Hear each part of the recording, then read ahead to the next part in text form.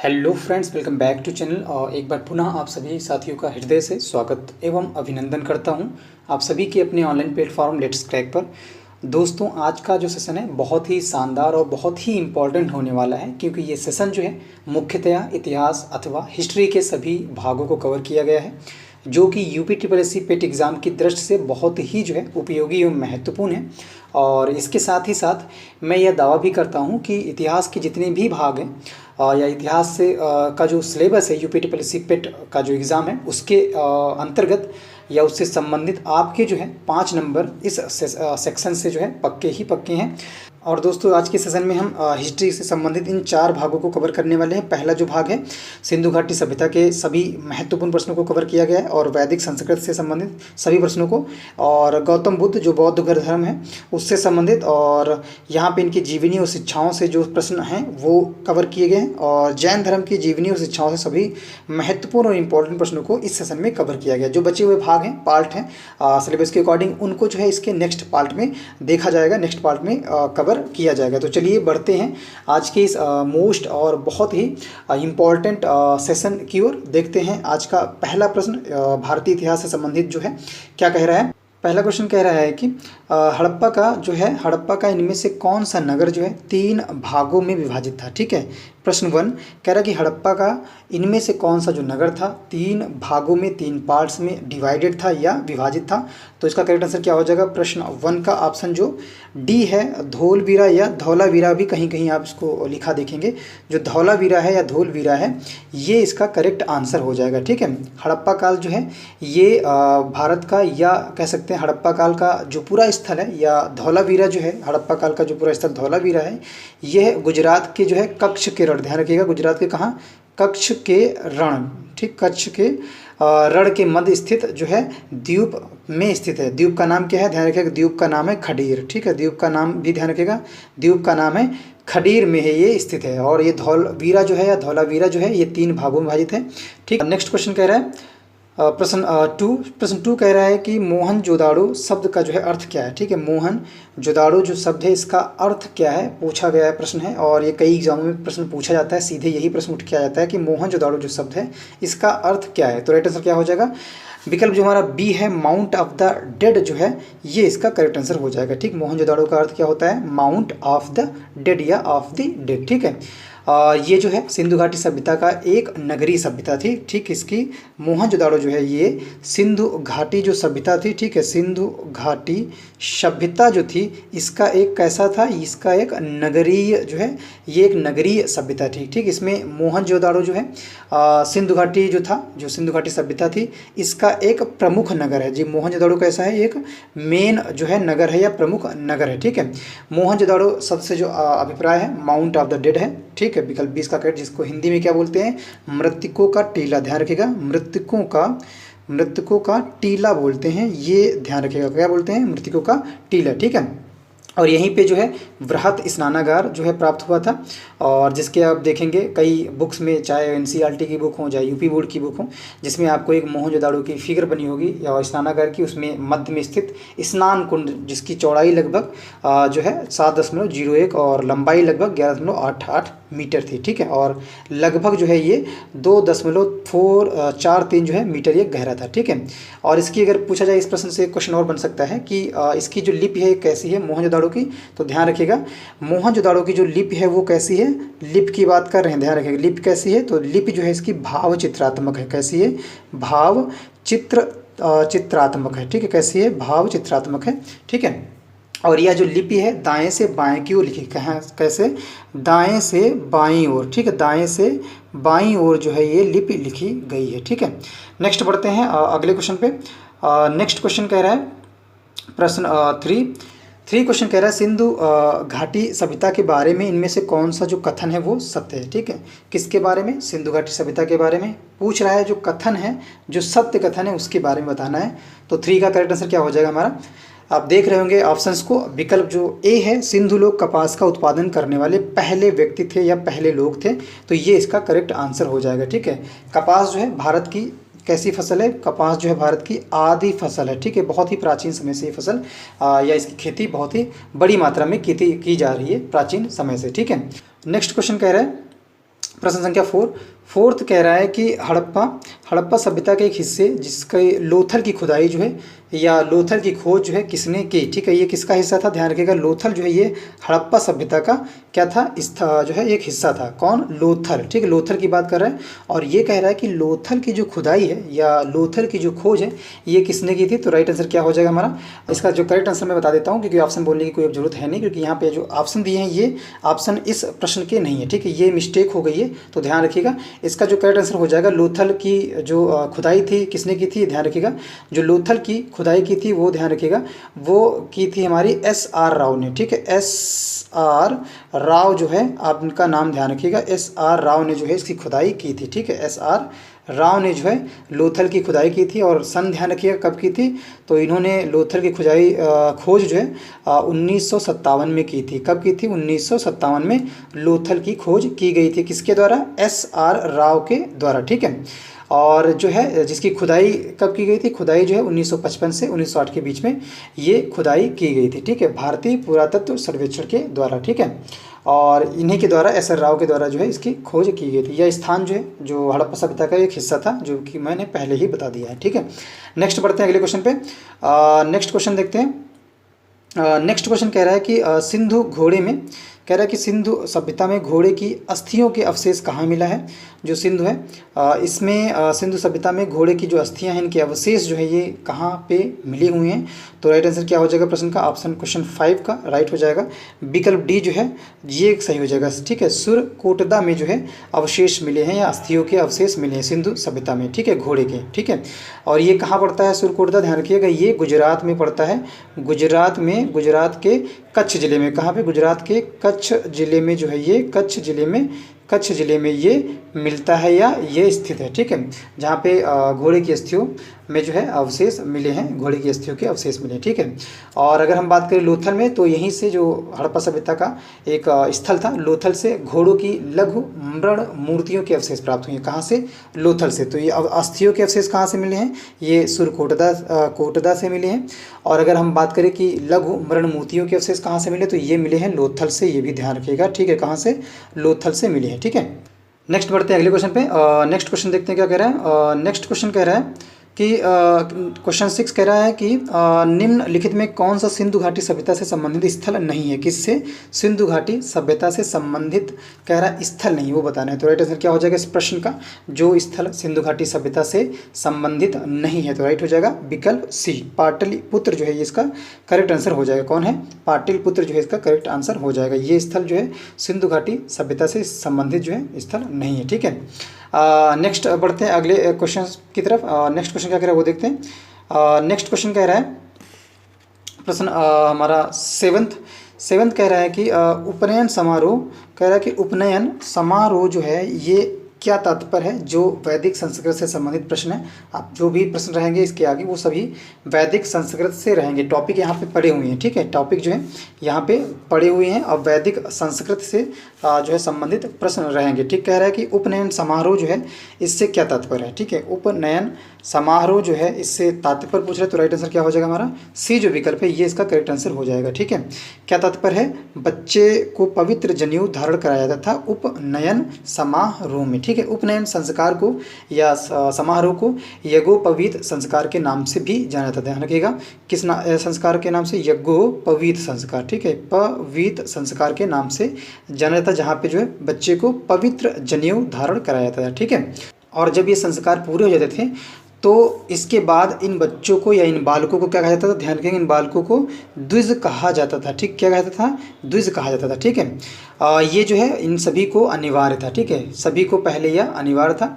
और जो है नेक्स्ट बढ़ते हैं अगले क्वेश्चन की तरफ। नेक्स्ट क्वेश्चन देखते हैं क्या कह रहा है। नेक्स्ट क्वेश्चन सत्यमेव जयते जो है, सत्यमेव जयते जो है महाकाव्य से या किस महाकाव्य से उद्धृत किया गया है, उद्धृत है सत्यमेव जयते। तो राइट आंसर क्या हो जाएगा प्रश्न संख्या 8 का, ऑप्शन जो सी है प्रश्न का ये राइट हो जाएगा, ठीक है। मुंडक उपनिषद से ये उद्धृत किया गया है, ठीक है। और मुंडक उपनिषद में ही या मुंडक उपनिषद में ही जो यज्ञ की तुलना है किससे की गई, ध्यान रखिएगा, यज्ञ की तुलना टूटी नाव से की गई है। किससे? टूटी नाव से की गई है यज्ञ की तुलना, ठीक है। और जो मुंडक उपनिषद है ये अथर्ववेद से संबंधित है। किससे? जो मुंडक उपनिषद है किससे संबंधित है? ये अथर्ववेद से संबंधित है, ठीक है। अथर्ववेद से जो है ये संबंधित है। सभी फैक्ट आपको समझते चलना है और थोड़ा सा ध्यान भी रखना है, ठीक है। और ये जो है जो सत्यमेव जयते है ये इंडिया का या भारत का जो है आदर्श वाक्य है, ठीक है। जो सत्यमेव जयते है ये जो सत्यमेव जयते है ये भारत का क्या कैसा वाक्य है? ये भारत का, प्यारा भारत का हमारा आदर्श वाक्य है, ठीक है। आदर्श वाक्य है, ठीक है। कैसा वाक्य है? आदर्श वाक्य, ठीक है। और ये जो है भारतीय राज्य जो है, जो भारतीय राज्य में उत्तर प्रदेश है, जो वाराणसी स्थित है, सारनाथ में 250 ईसा पूर्व पहले मौर्य सम्राट द्वारा बनाए गए सिंह स्तंभ के शिखर पर ये अंकित है। कहाँ पे सत्यमेव जयते अंकित है? ध्यान रखिएगा, ये सिंह स्तंभ के शिखर पर अंकित है, ठीक। किसमें? 250 ईसा पूर्व मौर्य सम्राट, ठीक है। 250 ईसा पूर्व मौर्य सम्राट, ध्यान रखिएगा, 250 ईसा पूर्व मौर्य सम्राट द्वारा बनाए गए सिंह स्तंभ, ठीक, वो जो है इसके शीर्ष पर जो है ये या शिखर पर जो है ये अंकित है सत्यमेव जयते, ठीक है। और ये कहाँ पे है? ये जो हमारा ये वाराणसी स्थित सारनाथ में है, ठीक है। कहाँ पे? उत्तर प्रदेश के वाराणसी में स्थित सारनाथ में जो है ये है, ठीक है। नेक्स्ट क्वेश्चन की तरफ बढ़ते हैं। अगला क्वेश्चन देखते हैं क्या कह रहे हैं। नेक्स्ट क्वेश्चन नाइन्थ क्वेश्चन कह रहा है कि वेदों के गद्य प्रकरण क्या कहलाते हैं? वेदों के गद्य प्रकरण क्या कहलाते हैं? तो राइट आंसर क्या हो जाएगा प्रश्न 9 का? ऑप्शन जो हमारा बी है, ब्राह्मण जो है ये इसका करेक्ट आंसर हो जाएगा, ठीक है। वेदों के गद्य प्रकरण क्या कहलाते हैं? ब्राह्मण कहलाते हैं, ठीक है। और वेदों का जो पद्य भाग है कौन कौन से? ध्यान रखिए, वेदों के गद्य प्रकरण अलग है और वेदों के अगर पद्य भाग की बात करें तो कौन कौन है? ध्यान रखिएगा, ऋग्वेद है पद्य भाग, ठीक है। कैसे? ऋग्वेद एंड अथर्ववेद, ठीक है। कौन से? ऋग्वेद एंड अथर्ववेद, ये कैसे हैं? ये पद्य भाग हैं, ठीक है। ये कैसे हैं? ये पद्य भाग हैं, ठीक है। और वेद का जो गद्य भाग है वो क्या है? यजुर्वेद है, ठीक है। गद्य भाग कौन सा है? वेद का जो गद्य भाग है वो हमारा है यजुर्वेद, ठीक, ध्यान रखिएगा, यजुर्वेद है, ठीक है। और वेदों का जो गायन वाला भाग है जिसमें संगीत से संबंधित कुछ संगीतों से संबंधित भाग मिलते हैं तो वो है सामवेद, ध्यान रखिएगा, ठीक, जहाँ पे म्यूजिक का उल्लेख मिलता है, ठीक है। और जो है हमारा ब्राह्मण जो है यहाँ पे कर्म कांड की विवेचना होती थी। किसकी? कर्म कांड की विवेचना होती थी।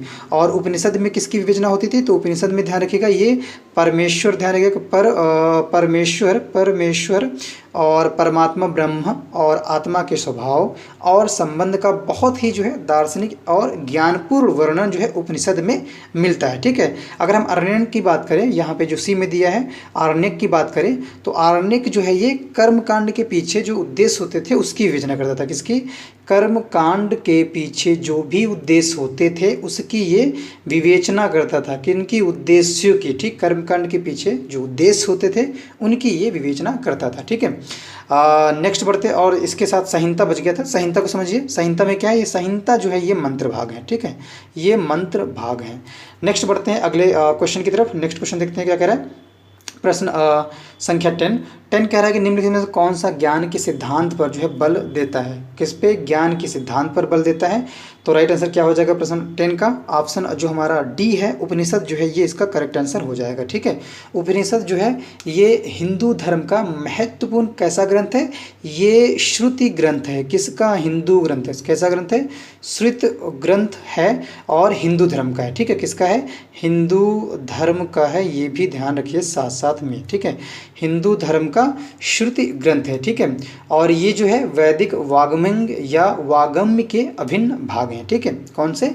वैदिक वाग्मय के अभिन्न भाग हैं, ठीक है। जिसमें क्या होता है? जिसमें इसमें परमेश्वर है और परमात्मा ब्रह्मा और आत्मा के स्वभाव और संबंध का बहुत ही दार्शनिक और ज्ञानपूर्ण वर्णन जो है यहाँ पे किया गया है। किसमें? उपनिषद में, ठीक है। ये बात आपको ध्यान रखनी है, ठीक है। और ये किससे जुड़े हैं? ध्यान रखिए, ये संस्कृत से जुड़े हैं, ठीक है। किससे?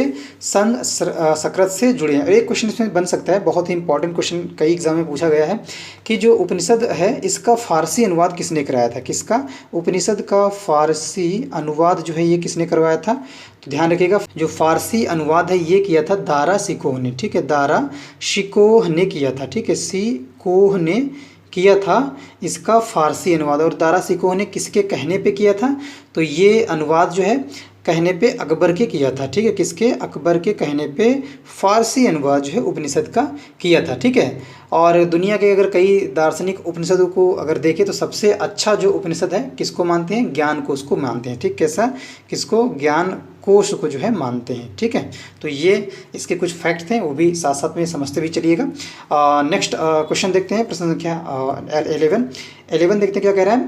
प्रश्न 11 कह रहा है कि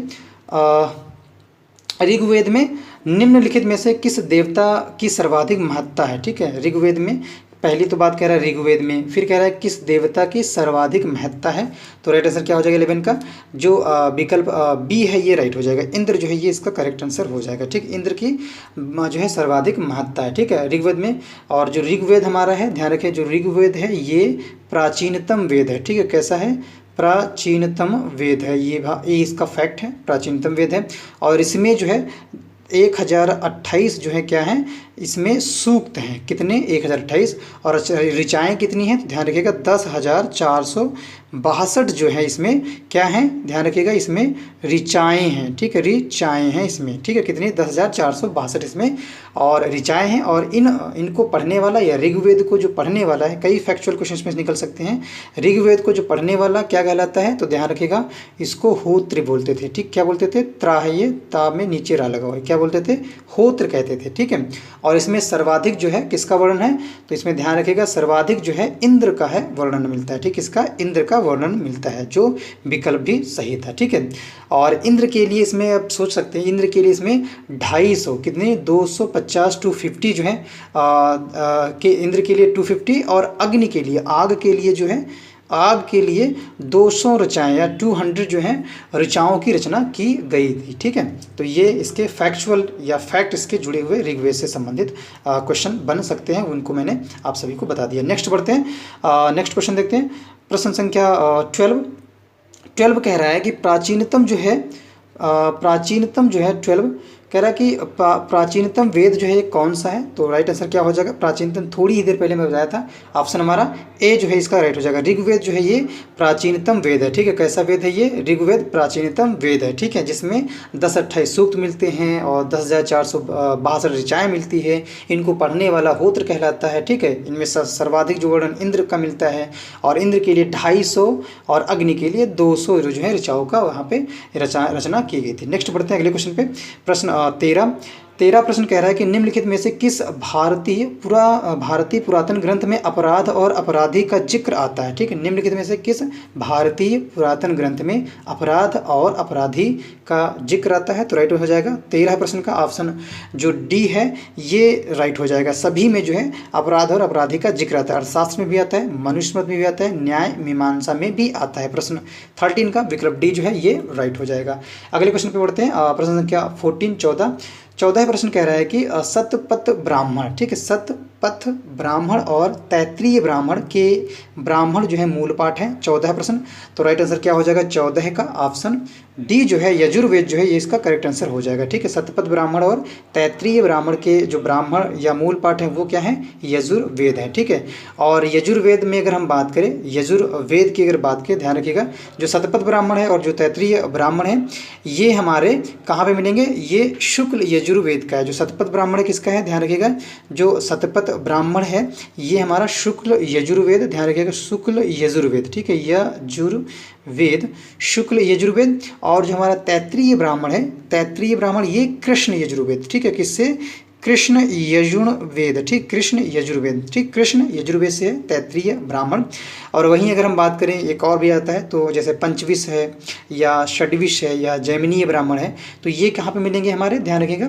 अगर हम सामवेद के ब्राह्मण की बात करें तो सामवेद के ब्राह्मण जो भी थोड़ी देर पहले बताया क्या है, पंचविश, ध्यान रखिएगा पंचविश सामवेद के ब्राह्मण हैं, ठीक है। और षड्विश, ठीक है, षड्विश एंड जैमिनीय, ठीक, एंड जैमनीय, ठीक, एंड जैमिनीय जो है ब्राह्मण, ये सभी क्या के ब्राह्मण लगे, पंचविश ब्राह्मण, षड्विश ब्राह्मण है, जैमिनी ब्राह्मण, ये हमारे सामवेद के हैं। और अगर हम अथर्ववेद की बात करें जो दिया है बी में, इसके अगर हम ब्राह्मण की बात करें अथर्ववेद में, तो इसका गोपथ, ध्यान रखिएगा गोपथ ब्राह्मण है, ठीक, कौन सा ब्राह्मण इसका, गोपथ ब्राह्मण है इसके, ठीक है, कौन सा गोपथ ब्राह्मण किससे जुड़ा है, अथर्ववेद से जुड़ा है, ठीक है। और 14 प्रश्न का राइट आंसर क्या था, यजुर्वेद था। ठीक है, नेक्स्ट बढ़ते हैं अगले प्रश्न पे। नेक्स्ट क्वेश्चन देखते हैं क्या कह रहा है। प्रश्न संख्या 15 कह रहा है कि ऋग्वेद में निहित गायत्री मंत्र। अब पहली बार इसमें दो क्वेश्चन मिले कि गायत्री मंत्र कहाँ निहित है, तो ध्यान रखिएगा ऋग्वेद में निहित है। ठीक है, और ये कह रहा है ये गायत्री मंत्र जो है किस देवता को, किस भगवान को समर्पित है, तो राइट आंसर क्या हो जाएगा 15 का, ये डी जो है सावित्री जो है इनको ये समर्पित है। कौन सा गायत्री मंत्र क्या है, ओम भूर भुवः स्वः। ठीक है, ये गायत्री मंत्र ये किससे संबंधित है या किस देवता को समर्पित है, सावित्री। किससे संबंधित है, ऋग्वेद से संबंधित है। और किस मंडल में मिलता है ऋग्वेद के, ध्यान रखिएगा ऋग्वेद के ये तीसरे मंडल में मिलता है। कहाँ पे, तीसरे मंडल में मिलता है। कौन, गायत्री मंत्र। ठीक है, तीसरे मंडल में आपको ये देखने को मिलेगा, ये गायत्री मंत्र तीसरे मंडल में ऋग्वेद के निहित है। ठीक है, और ये सविता या सावित्री को समर्पित है। ठीक है, इस मंडल की रचना किसने की थी ये भी आ जाता है। तो इस मंडल की रचना, तीसरे मंडल की रचना जो है विश्वामित्र ने की थी। ठीक, किसने, विश्वामित्र ने की थी। ठीक है, और ऋग्वेद में कितने मंडल हैं टोटल, तो ध्यान रखिएगा ऋग्वेद में टोटल जो हैं 10 मंडल हैं। कितने, कुल जो हैं 10 मंडल हैं। ठीक है, कितने, कुल ध्यान रखिएगा ऋग्वेद में 10 मंडल हैं। ठीक है, और तीसरे मंडल में गायत्री मंत्र मिलता है या उल्लेख मिलता है, और तीसरे मंडल की रचना विश्वामित्र ने की। और ऋग्वेद में टोटल 10 मंडल हैं। और किस देवता को गायत्री मंत्र समर्पित है, सावित्री या सविता जो को ये समर्पित है। नेक्स्ट बढ़ते हैं अगले क्वेश्चन पे। नेक्स्ट क्वेश्चन है 16 प्रश्न कह रहा है कि सर्वाधिक प्राचीन पुराण जो है ये कौन सा है, सर्वाधिक प्राचीन पुराण की बात कर रहा है। तो राइट आंसर क्या हो जाएगा 16 प्रश्न का ऑप्शन ए जो है मत्स्य पुराण जो है ये इसका करेक्ट आंसर हो जाएगा। ठीक है, मत्स्य पुराण ये सर्वाधिक जो है पुराना या प्राचीन जो है पुराण है। ठीक है, और ये जो है भारतीय ऐतिहासिक कथाओं में या कथाओं का सबसे अच्छा और क्रमबद्ध जो है विवरण यहाँ पे मिलता है। ठीक, इनकी संख्या कितनी है, ध्यान रखिएगा इनकी संख्या जो है 18 है। ठीक है, कितनी, 18 है, जिनमें से 5 जो है जैसे मत्स्य हो गया, वायु हो गया, विष्णु है, ब्राह्मण और भागवत पुराण है। ठीक है, जिसमें 5 कौन कौन है, मत्स्य पुराण ये 5वें में शामिल है। ठीक है, जिनमें कौन है, ये एक तो मत्स्य पुराण ये हो गया, और दूसरे की बात करें वायु पुराण। ठीक है, मैं वायु लिख रहा हूँ, पुराण समझिएगा, वायु पुराण, फिर है विष्णु पुराण। ठीक है, विष्णु पुराण, और फिर है ब्राह्मण। ठीक है, ब्राह्मण पुराण। ठीक है, जो विष्णु पुराण यहाँ दिया ये, और फिर है ब्राह्मण पुराण। ठीक है, ध्यान रखिएगा ब्राह्मण पुराण, और फिर है भागवत पुराण। ठीक है, फिर क्या है, भागवत पुराण। कितने टोटल पुराण हैं, 18 हैं। ठीक है, भारतीय ऐतिहासिक कथाओं का जो सबसे अच्छा या क्रमबद्ध विवरण जो है पुराणों में ही देखने को मिलता है, और इनकी संख्या कितनी है, टोटल 18 है, जिनमें 5 मैंने बता दिए, मत्स्य पुराण, भागवत पुराण, ब्राह्मण पुराण, वायु पुराण और विष्णु पुराण। ठीक है, नेक्स्ट क्वेश्चन देखते हैं। 17 प्रश्न क्या कह रहा है, 17 प्रश्न कह रहा है कि निम्न में से कौन सा उपवेद नहीं है। ठीक, उपवेद की बात कर रहा है प्रश्न 17 है। तो राइट आंसर क्या हो जाएगा 17 का ऑप्शन जो डी है, योग वेद जो है ये इसका करेक्ट आंसर हो जाएगा। ठीक है, योग वेद जो है ये उपवेद नहीं है। ठीक, कैसा वेद है ये, योग वेद, ये उपवेद नहीं है। ठीक है, और जैसे अगर उपवेद की बात करें तो कौन कौन से उपवेद हैं, तो धनुर्वेद जो है आपका ये उपवेद है। ठीक है, और सशस्त्र शास्त्र ये उपवेद है, और आयुर्वेद जो है ये तीनों ही उपवेद हैं। लेकिन अगर हम बात करें योग वेद की, ये उपवेद नहीं है। ठीक है, ये उपवेद नहीं है। ठीक है, ये जो है आयुर्वेद जो है ऋग्वेद का उपवेद है। ठीक है, ये आयुर्वेद जो आप देख रहे हैं ये किसका उपवेद है, ध्यान रखिएगा ये है ऋग्वेद का। किसका है, ध्यान रखिएगा ये है ऋग्वेद का उपवेद। ठीक है, किसका है, ऋग्वेद का। और धनुर्वेद जो इसमें दिया है ये किसका उपवेद है, तो जो धनुर्वेद है ये यजुर्वेद का है। ठीक है, किसका उपवेद है, ये यजुर्वेद का है। ठीक है, और नेक्स्ट क्वेश्चन देखते हैं, अगला प्रश्न देखते हैं क्या कह रहा है। प्रश्न संख्या 18 है। 18 क्वेश्चन कह रहा है कि वैदिक देवता इंद्र जो है किसके देवता हैं। ठीक है, जो वैदिक देवता इंद्र थे ये किसके देवता हैं, तो राइट आंसर क्या हो जाएगा 18 का, ये वर्षा या बारिश या चक्रवात के देवता थे। कौन, वैदिक देवता थे, इंद्र थे। कौन से वैदिक देवता, कौन, इंद्र, किसके, वर्षा व चक्रवात के या वर्षा के। ठीक है, और ये जो है ऋग्वैदिक लोग होते थे ये प्राकृतिक शक्तियों का जो है मानवीकरण करके उनकी पूजा करते थे। ठीक है, तो इसी में जो है जो वर्षा और चक्रवात के जो देवता हैं वो इंद्र भगवान को या इंद्र को जो है मानते हैं। ठीक है, नेक्स्ट बढ़ते हैं अगले प्रश्न पे जाते हैं। नेक्स्ट क्वेश्चन देखते हैं। प्रश्न संख्या 19 कह रहा है। अब 19 से जो भी आगे प्रश्न रहेंगे वो हमारे जीवनी एवं शिक्षाएं से रहेंगे, जुड़े रहेंगे, और ये जीवनी शिक्षाएं किसकी रहेंगी, बौद्ध धर्म की रहेंगी। ठीक है, तो 19 प्रश्न कह रहा है 19, में धम्मचक्कप्रवर्तन सत्र, ठीक है, जिसे बोलते हैं धर्मचक्र प्रवर्तन सूत्र का जो है उपदेश दिया। तो 19 का करेक्ट आंसर क्या हो जाएगा हमारा?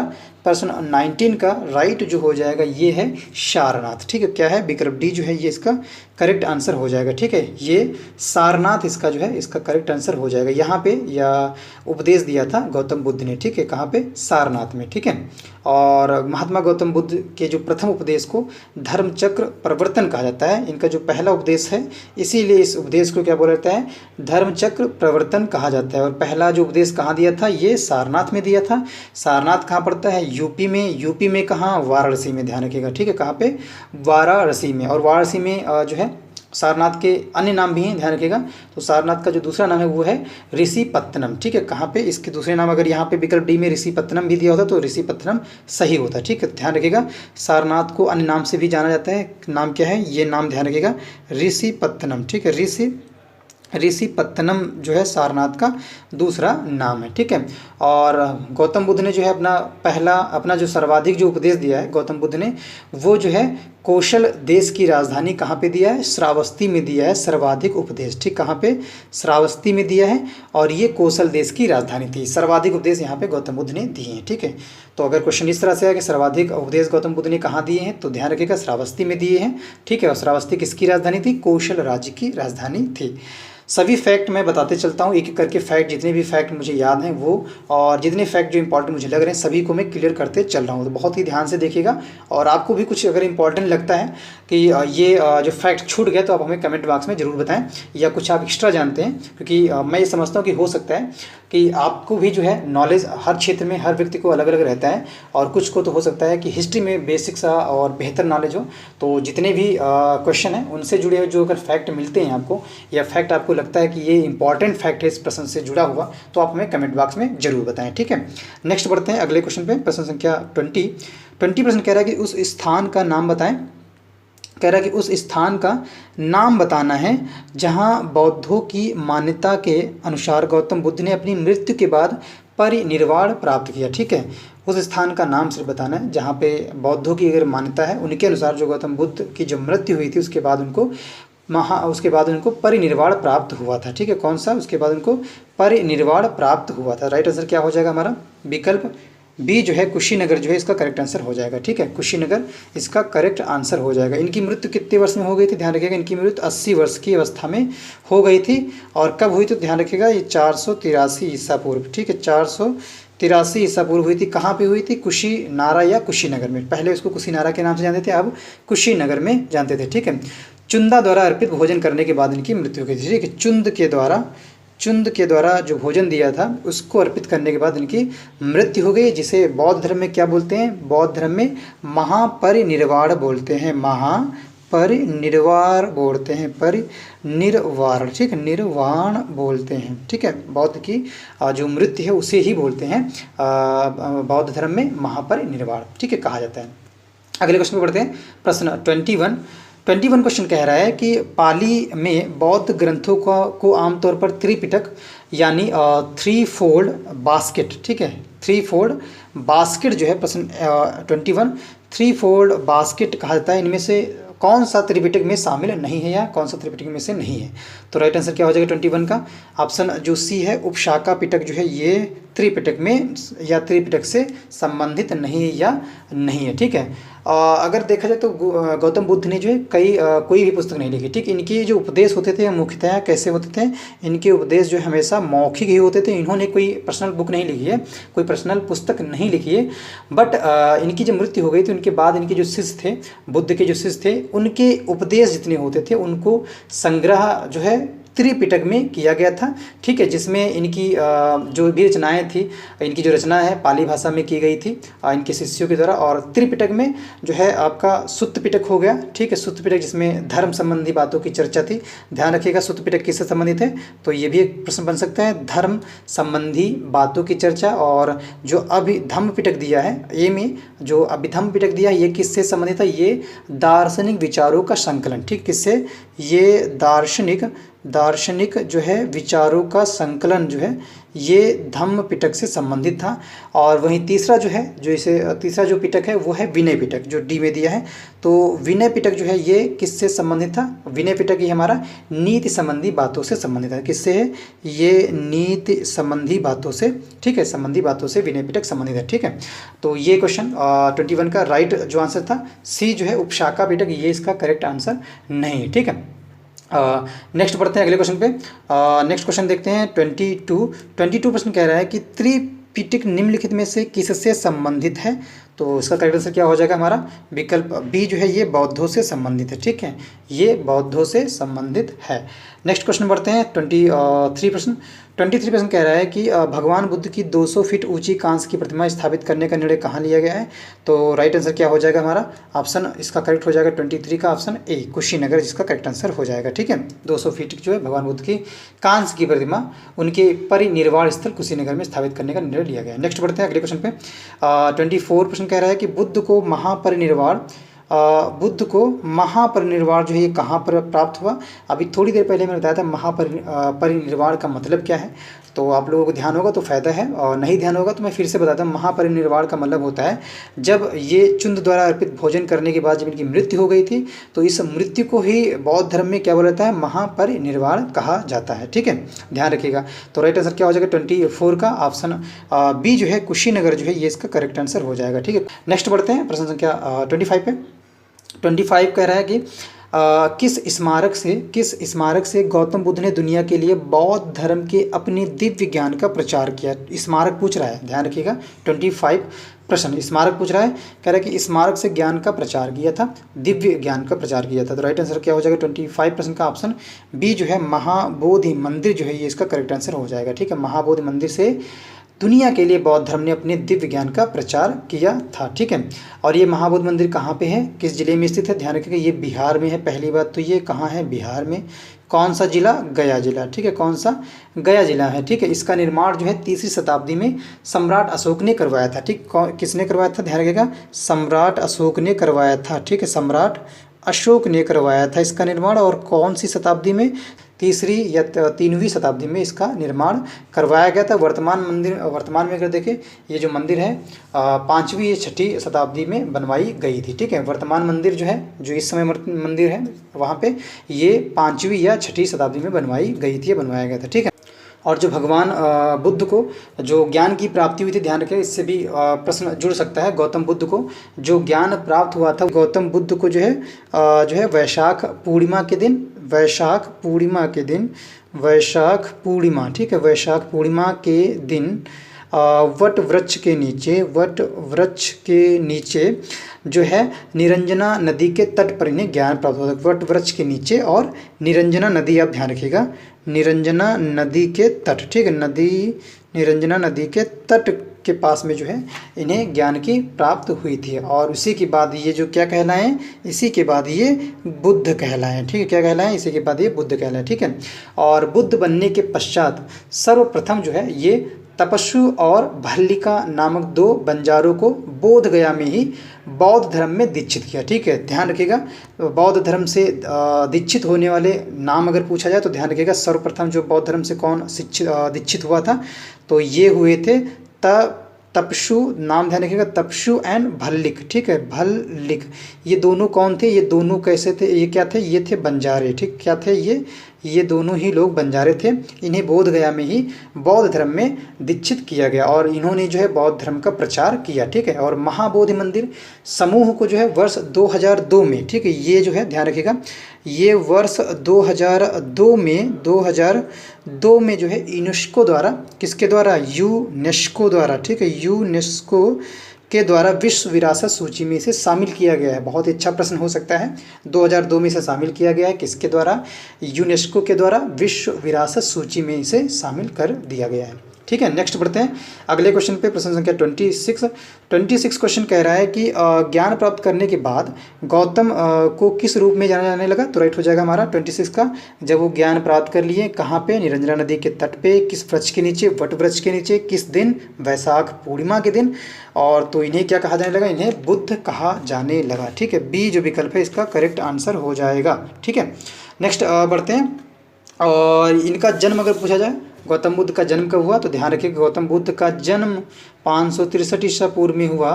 563 ईसा पूर्व में कहाँ पे, तो ध्यान रखिएगा लुम्बिनी में हुआ, ठीक है, लुम्बिनी में हुआ इनका जन्म, ठीक है, कहाँ पे, लुम्बिनी में इनका जन्म हुआ, ठीक है। और इन्हें जो है बिहार के बोधगया में महाबोधि वृक्ष के नीचे कई वर्षों तक कठिन तपस्या तथा कठोर साधना करने के बाद इन्हें ज्ञान की प्राप्ति हुई थी। और ज्ञान प्राप्त करने के बाद सिद्धार्थ को, इनका वास्तविक नाम क्या था, सिद्धार्थ को किस नाम से जाने लगा, सिद्धार्थ को गौतम बुद्ध के रूप में जाना जाने लगा, ठीक है। इनका पहला नाम क्या था, सिद्धार्थ नाम था, ठीक है, ये ध्यान रखिएगा। कहीं पे वट वृक्ष मिलता है और कहीं पे महाबोधि वृक्ष, ठीक है, दोनों ही आंसर सही है, ठीक है, क्योंकि दोनों को ही बोला जाता है। नेक्स्ट बढ़ते हैं अगले क्वेश्चन पे। प्रश्न संख्या 27 क्वेश्चन कह रहा है कि बोध गया 27 प्रश्न, बोध गया जो है, बोध गया एक महत्वपूर्ण बौद्ध ग्रंथ बौद्ध तीर्थ केंद्र क्यों है, ठीक है। तो राइट आंसर क्या हो जाएगा 27 का, ऑप्शन जो हमारा बी है ये राइट हो जाएगा, ठीक है। क्योंकि गौतम बुद्ध ने यहाँ ज्ञान प्राप्त किया था, इसलिए जो है बोध गया एक महत्वपूर्ण बौद्ध केंद्र जो है माना जाता है, ठीक है। और बौद्ध धर्म के संस्थापक कौन है, ये क्वेश्चन बन सकता है, तो ध्यान रखिए बौद्ध धर्म के संस्थापक गौतम बुद्ध हैं, ठीक है। कौन है, गौतम बुद्ध है। पहले इनका नाम क्या था, पहले इनका नाम था सिद्धार्थ, ठीक है। ज्ञान मिल गया इनको, ज्ञान प्राप्त हो गया महाबोधि वृक्ष या वट वृक्ष के नीचे निरंजना नदी के तट पे, तब से इनको गौतम बुद्ध कहा जाने लगा, ठीक है। तो ये जो बी विकल्प है, क्योंकि गौतम बुद्ध ने यहाँ पे ज्ञान प्राप्त किया था, ठीक है। और जो है इनका जन्म जो बताया था 563 ईसा पूर्व में हुआ था, और कहाँ पे, कपिलवस्तु के लुम्बिनी नामक स्थान पे हुआ था, ठीक है। जन्म कपिलवस्तु के लुम्बिनी नामक स्थान पर हुआ था, ठीक है। और इन्हें जो वैशाख पूर्णिमा का जो दिन था, हालांकि इन्हें रात कह सकते हैं, तो 35 वर्ष की एज में इन्हें ज्ञान प्राप्त हुआ। कितनी एज में, ध्यान रखिएगा 35 वर्ष की अवस्था में या आयु में वैशाख पूर्णिमा की रात निरंजना, जिसे फल्गु नदी के नाम से भी जानते थे, ध्यान रखिएगा निरंजना की जगह अगर फल्गु भी दिया हो तो फल्गु नदी भी निरंजना को ही बोलते थे, ठीक है। और इन्हें पीपल के वृक्ष या वट वृक्ष या महाबोधि वृक्ष, ये तीनों ही ऑप्शन सही होंगे, ठीक है। तीनों में से कोई आता है तो चाहे पीपल वृक्ष दिया हो, चाहे वट वृक्ष दिया हो या महाबोधि वृक्ष दिया हो, तो कन्फ्यूजन नहीं हुआ, ठीक है। तीनों में से आप कोई एक टिक कर दीजिएगा, क्योंकि एक ही ऑप्शन दिया जाएगा, पीपल का वृक्ष दिया जाएगा या फिर महाबोधि दिया जाएगा वृक्ष या वट वृक्ष दिया जाएगा, ठीक है। और इन्होंने, गौतम बुद्ध ने अपना सर्वप्रथम उपदेश कहाँ पे दिया, इस तरह से एक प्रश्न यहाँ से जुड़ सकता है, बन सकता है। तो सर्वप्रथम जो है गौतम बुद्ध ने अपना पहला जो उपदेश दिया था, कहाँ दिया था, तो ध्यान रखिएगा ये सारनाथ में दिया था, कहाँ पे, सारनाथ में, ठीक है, जिसे ऋषिपत्तनम के नाम से भी जानते हैं, ठीक है। और जिसे बौद्ध ग्रंथों में क्या बोलते हैं, बौद्ध ग्रंथों में धर्मचक्र प्रवर्तन बोलते हैं, ठीक है, धर्मचक्र प्रवर्तन बोलते हैं, ठीक है। और बुद्ध ने जितने भी उपदेश दिए, जनसाधारण की जो भाषा पाली थी, प्रश्न पूछा जा सकता है कि गौतम बुद्ध ने किस भाषा में उपदेश दिए, तो ध्यान रखिएगा पाली भाषा में उपदेश दिए। इनकी मृत्यु 80 वर्ष की अवस्था में हुई थी। कब हुई थी, 483 ईसा वर्ष पूर्व हुई थी। कहाँ पे हुई थी, कुशीनगर में हुई थी, ठीक है, जिसे क्या बोलते हैं, महापरिनिर्वाण बोलते हैं, ठीक है। 483 ईसा पूर्व में इनकी मृत्यु हो जाती है, 80 वर्ष की अवस्था में थे, और जिसे बौद्ध धर्म में महापरिनिर्वाण कहा जाता है या जाना जाता है। नेक्स्ट बढ़ते हैं अगले क्वेश्चन पे। प्रश्न संख्या 28 कह रहा है कि बुद्ध ने अपना पहला उपदेश कहाँ दिया, अभी थोड़ी देर पहले बताया, ऑप्शन बी जो है सारनाथ में दिया, ठीक है, पहला उपदेश सारनाथ में दिया। नेक्स्ट बढ़ते हैं अगले क्वेश्चन पे। प्रश्न संख्या 29 क्वेश्चन कह रहा है कि 29 क्वेश्चन कह रहा है कि बौद्धों के लिए उत्तर प्रदेश में स्थित सारनाथ क्यों महत्वपूर्ण है, तो राइट आंसर क्या हो जाएगा 29 का, विकल्प डी जो है ये राइट हो जाएगा, ठीक। ज्ञान प्राप्त करने के बाद भगवान बुद्ध ने सारनाथ में अपना पहला उपदेश दिया, इसलिए उत्तर प्रदेश में स्थित सारनाथ इसलिए महत्वपूर्ण है या इम्पॉर्टेंट है, ठीक है। और ये जो है 5 सन्यासी ब्राह्मणों को जो है इन्होंने अपना पहला उपदेश दिया था, ठीक है, जिसे धर्मचक्र प्रवर्तन के नाम से जाना जाता है, ठीक है।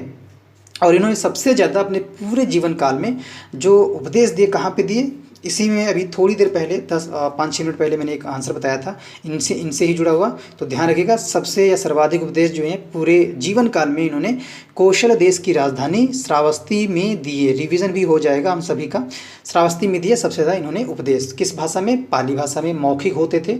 और इन्होंने कोई भी पुस्तक नहीं लिखी, इनके जो शिष्य थे उन्होंने त्रिपिटक में इनके सभी जो है उपदेश थे उनको संग्रहित किया था, ठीक। नेक्स्ट बढ़ते हैं अगले क्वेश्चन पे। 30 क्वेश्चन जो है जो भी 30 क्वेश्चन रहेंगे वो किससे संबंधित जुड़े रहेंगे, जैन धर्म से। किससे, जैन धर्म, महावीर के जीवनी एवं शिक्षाओं से संबंधित रहेंगे। ठीक है, अब जो भी आगे क्वेश्चन आएंगे जैन धर्म से संबंधित रहेंगे। सभी भागों को मैंने बहुत ही क्रमबद्ध तरीके से, व्यवस्थित तरीके से जो है यहाँ पे रखा हुआ है, ताकि एक भी क्वेश्चन की मिस्टेक ना हो, एक भी क्वेश्चन आपका छूटे ना, आपका एग्जाम सुपर से भी ऊपर जाए। ठीक है, नेक्स्ट बढ़ते हैं अगले क्वेश्चन पे।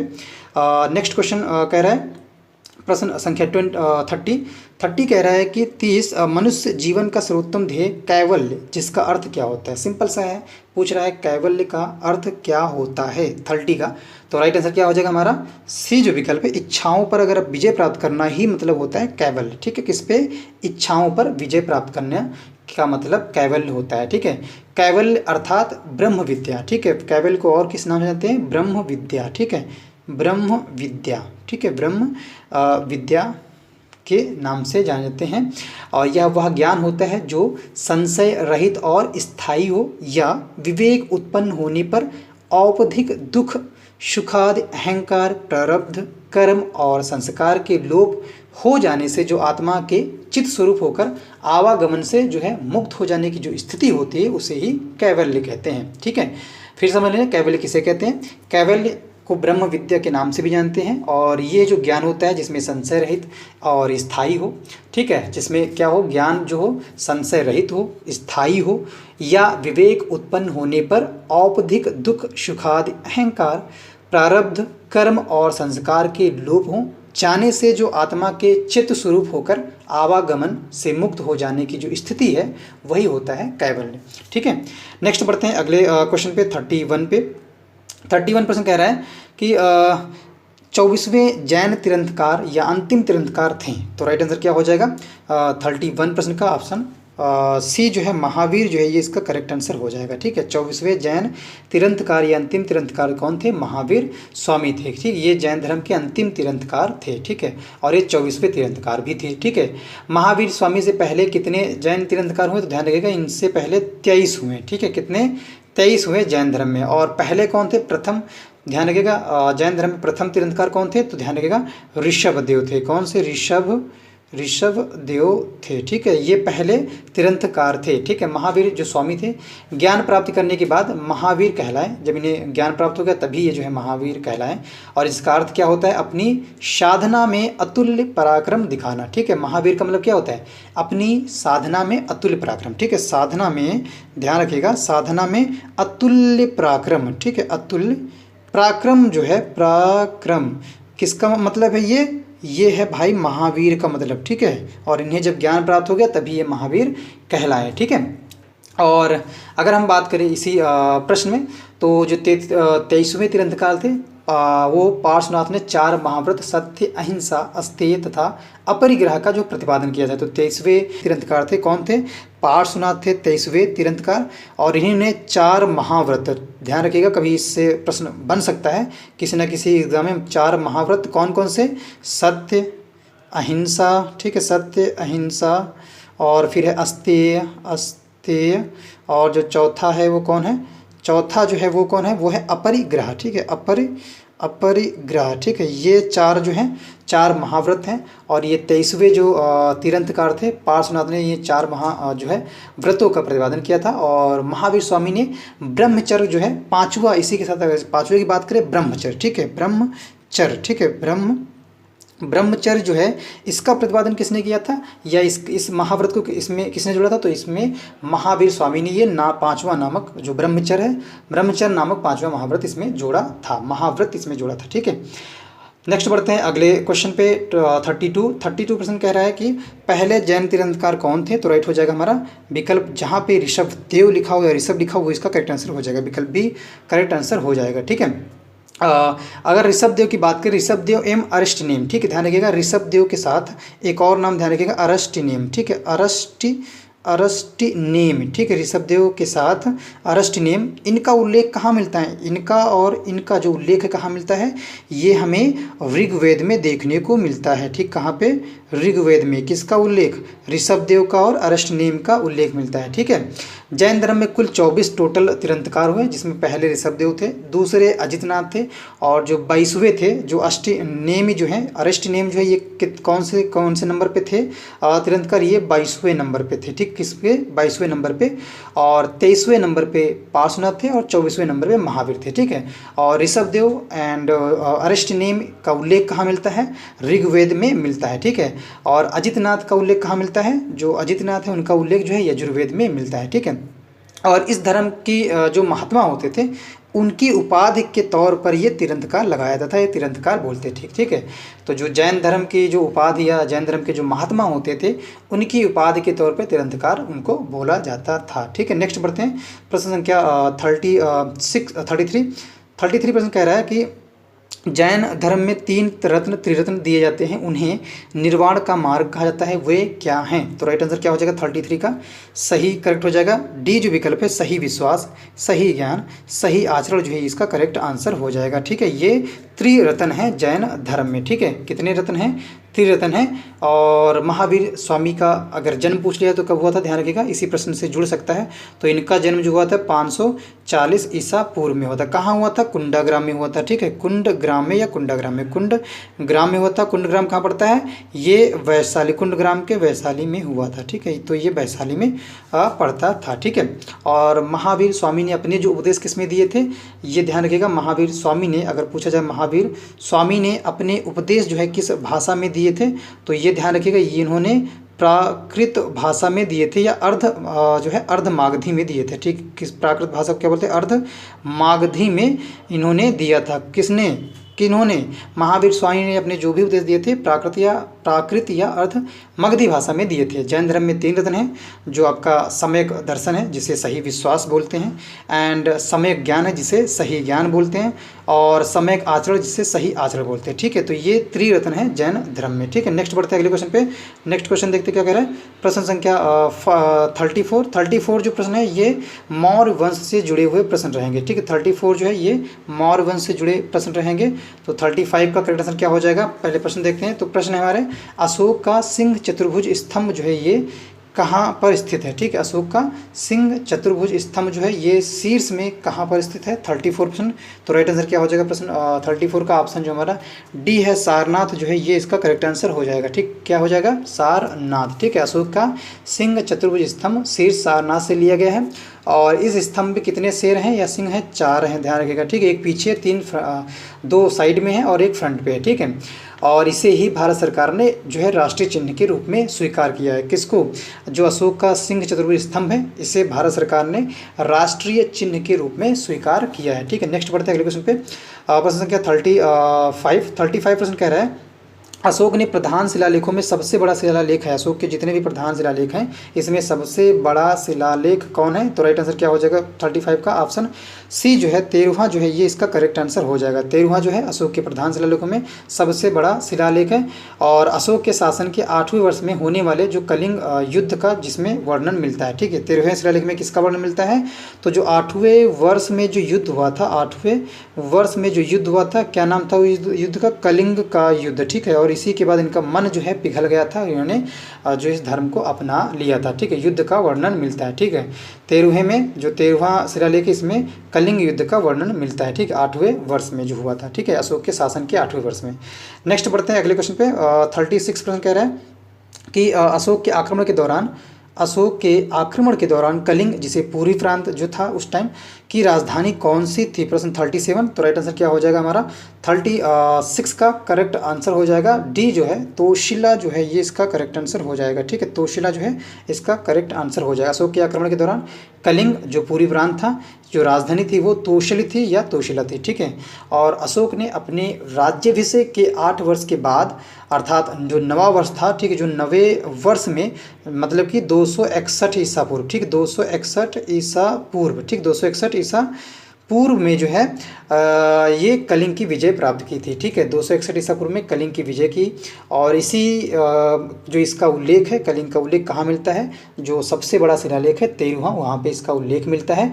और इसी युद्ध के जो बाद है, जैसा कि मैंने पहले बताया, अशोक ने धम्म विजय की नीति अपनाई। ठीक है, इसी युद्ध के बाद कौन सी नीति अपनाई, धम्म विजय की नीति अपनाई। धम्म विजय नीति जो है अपनाई थी कलिंग युद्ध के जीतने के बाद। कब हुआ था, उनका जब राज्याभिषेक हो गया था 8 वर्ष के बाद, अर्थात जो उनका नवा वर्ष था 261 ईसा पूर्व में कलिंग की विजय उन्होंने प्राप्त की थी। ठीक है, नेक्स्ट बढ़ते हैं, प्रश्न संख्या 37। 37 क्वेश्चन कह रहा है कि देव नाम प्रिया, ये जो नाम है किसे दिया गया, 35। तो राइट आंसर क्या हो जाएगा, 37, 35 नहीं 37। ठीक है, तो देव नाम प्रिया नाम किसे दिया गया, तो राइट हो जाएगा हमारा ऑप्शन जो बी है, अशोक को दिया गया नाम। किसके जो है, ये अशोक को नाम दिया गया देव नाम प्रिया। ठीक है, ये शिलालेख में जो है संबंधित कर अशोक को, उसके शिलालेखों में जो अशोक के शिलालेख हैं उनमें जो है ये देव नाम प्रिया संबोधित किया गया। ठीक है, अगर हम बात करें भाब्रू अभिलेख में अशोक को क्या बोला गया है, प्रियदर्शी बोला गया है। किस अभिलेख में, या प्रियदर्शी अशोक को किस अभिलेख में बोला गया, ध्यान रखिएगा, या संबोधित किया गया है, तो ये ध्यान रखिएगा, ये भाब्रू अभिलेख। ठीक है, भाब्रू, ठीक है, भाब्रू अभिलेख में अशोक को प्रियदर्शी और में जो है संबोधित किया गया। अगर हम बात करें बुद्ध शाक्य किस अभिलेख में कहा गया, तो ये बुद्ध जो शाक्य ये मास्की में कहा गया। ठीक है, किसमें, मास्की में कहा गया है बुद्ध शाक्य। ठीक है, बुद्ध शाक्य क्या कहा गया है अशोक को, किस अभिलेख में, मास्की अभिलेख में। ठीक है, अशोक के नाम को उल्लेख चारों अभिलेखों में मिलता है, ये ध्यान रखिएगा। अशोक के जो नाम है उनमें जो है उनका जो उल्लेख है चारों अभिलेख में मिलता है। ये अभिलेख कौन कौन से हैं, हमारा भब्रू हो गया, आपका मास्की हो गया। ठीक है, भब्रू, मास्की एंड नित्तूर। ठीक है, ये ध्यान रखिएगा, नित्तूर। ठीक है, ध्यान रखिएगा, इनके 4 अभिलेख कौन है अशोक के, तो पहला जो है मास्की, ये नाम ध्यान रखिएगा, अशोक का वर्णन मिलता है, और मास्की में ही नहीं क्या बोला गया है, बुद्ध शाक्य बोला गया है। इसके बाद है गुर्जरा। ठीक है, ध्यान रखिए, गुर्जरा अभिलेख, ये गुर्जरा अभिलेख है। इसके बाद है नेत्तूर अभिलेख। ठीक है, नेत्तूर अभिलेख, और इसके बाद है उड़े गोलम अभिलेख। फिर है नेत्तूर के बाद है उड़े गोलम। ठीक है, उड़े गोलम अभिलेख। ठीक है, और फिर है जूनागढ़ के अभिलेख, जिसे रुद्रदामन भी बोलते हैं, में भी अशोक का नाम मिलता है। ठीक है, जो जूनागढ़ अभिलेख है, जूनागढ़ जो अभिलेख है जिसे रुद्रदामन के नाम से भी जानते हैं, या रुद्रदामन ने बनवाया था, उसमें जो है अशोक का नाम मिलता है। ठीक है, नेक्स्ट बढ़ते हैं अगले प्रश्न पे या क्वेश्चन पे।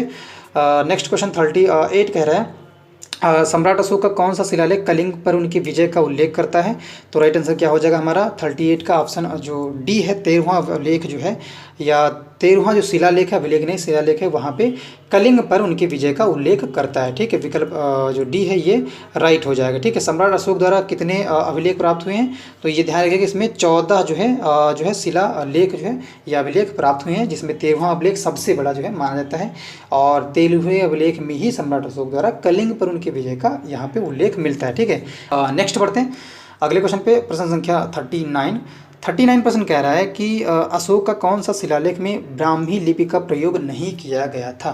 बहुत ही सिंपल सा और इम्पॉर्टेंट प्रश्न भी है, जितने भी प्रश्न हैं सभी इम्पॉर्टेंट हैं, बट इस प्रश्न का 39 का ये कह रहा है कि जो ब्राह्मी लिपि है या ब्राह्मी लिपि है, ये कौन से शिलालेख में प्रयोग नहीं की गई थी। ठीक है, तो ये राइट हो जाएगा, ये शाहबाजगढ़ी। ठीक है, कौन सा है, शाहबाजगढ़ी जो अभिलेख था या शिलालेख था, इसमें ब्राह्मी लिपि का प्रयोग नहीं किया गया था। ठीक है, शाहबाजगढ़ी एक गांव व ऐतिहासिक स्थल है। ये क्या है, एक गांव भी है और क्या है, एक ऐतिहासिक स्थल भी है। ठीक है, एक ऐतिहासिक जो है स्थल भी है, जो कहाँ पड़ता है, ये पड़ता है पाकिस्तान में। पाकिस्तान में कहाँ, ये पड़ता है पाकिस्तान में कहाँ, मर्दाना ज़िले में। कहाँ पे, मर्दाना ज़िले में। ठीक है, ये जो है शिलालेख स्थित है। ठीक है, यह जो स्थल है 3री शताब्दी में सम्राट अशोक द्वारा जो है स्थापित शिलालेख के लिए प्रसिद्ध है। कौन सा, शाहबाजगढ़ी। ठीक है, कहाँ पड़ता है, पाकिस्तान के मर्दाना ज़िले में स्थित है। ठीक है, इस शिलालेख में कौन सी लिपि प्रयोग की गई है, तो इस शिलालेख में खरोष्ठ लिपि प्रयोग की गई। कौन सी, ध्यान रखिएगा,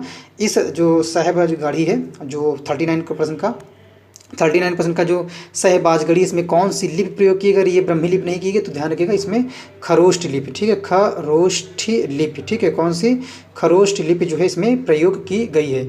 30 जनवरी 2004 में यूनेस्को द्वारा जो है ये जो स्थल है इसे ऐतिहासिक स्थल के रूप में विश्व विरासत सूची में शामिल किया गया है। ठीक है, कब, ध्यान रखिएगा डेट 30 जनवरी। ठीक है, 13 जनवरी 2004 को जो है ये स्थल जो है शहबाजगढ़ी, जिसकी लिपि खरोष्ठी लिपि है, ये यूनेस्को द्वारा ऐतिहासिक स्थल घोषित कर दिया गया है। ठीक है, यह शामिल कर लिया गया है। नेक्स्ट बढ़ते हैं 40 प्रश्न कह रहा है कि निम्नलिखित में से मौर्य कला का सर्वोत्तम प्रतिमान कौन सा है। ठीक है, मौर्य कला का सर्वोत्तम प्रतिमान कौन सा है, तो राइट आंसर क्या हो जाएगा 40 का ऑप्शन जो ए है, स्तंभ जो है ये इसका करेक्ट आंसर हो जाएगा। ठीक है, 40 का ए विकल्प राइट हो जाएगा। मौर्य कला की सर्वोत्तम या प्रतिमान स्तंभ है।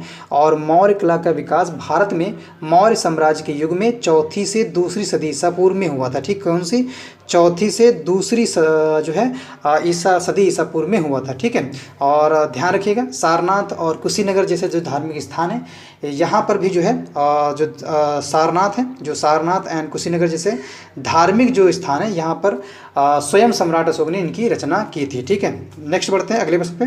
प्रश्न क्या 41 प्रश्न कह रहा है कि निम्नलिखित में से कौन सा अशोक के साम्राज्याधीन नहीं है, तो राइट हो जाएगा क्या 41 का ऑप्शन जो डी है, कामरूप जो है ये इसका करेक्ट आंसर हो जाएगा। ठीक है, निम्नलिखित में से कौन सा अशोक के साम्राज्याधीन नहीं है, कामरूप। ठीक है, कामरूप जो है ये अशोक के साम्राज्याधीन नहीं है। ठीक है, अगर हम बात करें कर्नाटक के मास्की अभिलेख तथा गुर्जर अभिलेख से यह पता चलता है कि जो अशोक का साम्राज्य कर्नाटक तथा गुर्जर तक विस्तृत था। ठीक है, कहाँ तक, कर्नाटक तथा गुर्जर तक इनका जो है साम्राज्य विस्तृत था, किसका, अशोक का। ठीक है, और अशोक का कश्मीर पर भी अधिकार था, यह भी उनके उल्लेख से जो है पता चलता है।